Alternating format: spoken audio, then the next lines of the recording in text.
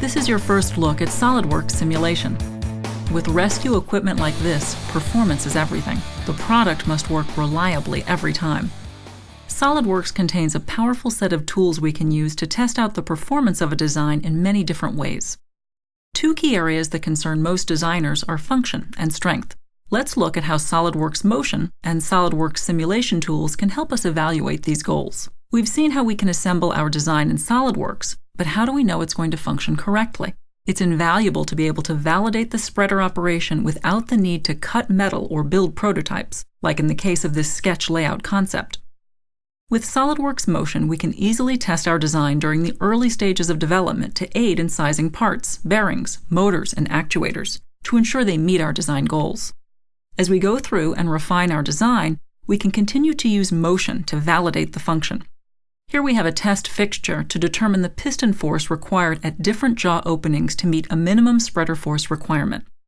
In SolidWorks Motion, we need only apply an actuator to drive the piston through its range of movement, the desired spreader force on both blocks, and finally specify that the tips of the jaws and the blocks will contact. An accurate physics engine then calculates the resulting motion, forces, velocities, and accelerations. We can look at a wealth of engineering data such as the bearing loads on the pins, how quickly parts are traveling, and so on.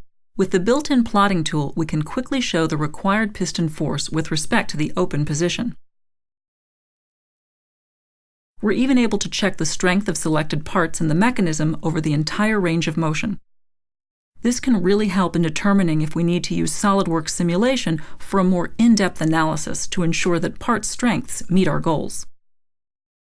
Let's now focus in more detail on the structural aspects of our design with SolidWorks simulation.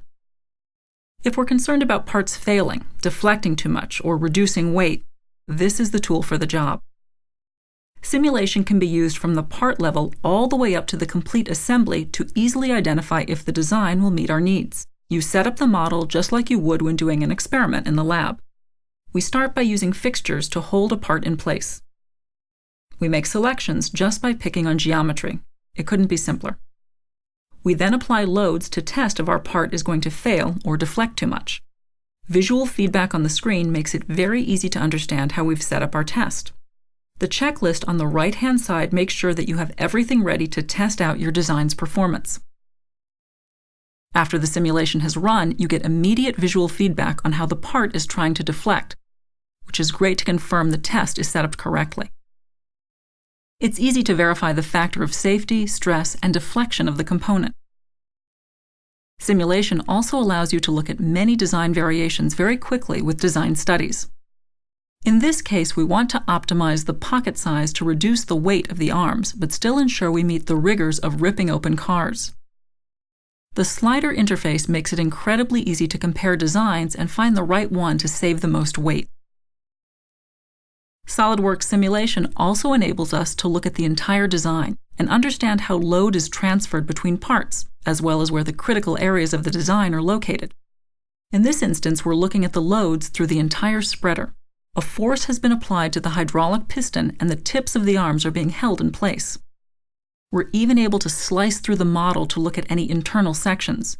Results update dynamically for immediate feedback.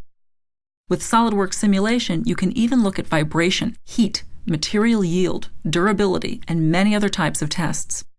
With SolidWorks Motion and SolidWorks simulation, you can test your designs before you build them, cutting down on prototypes, helping to make sure it will work the first time, and reduce the time it takes to reach production. This has been your first look at SolidWorks simulation. To learn more, contact your local SolidWorks reseller or explore our website for more information.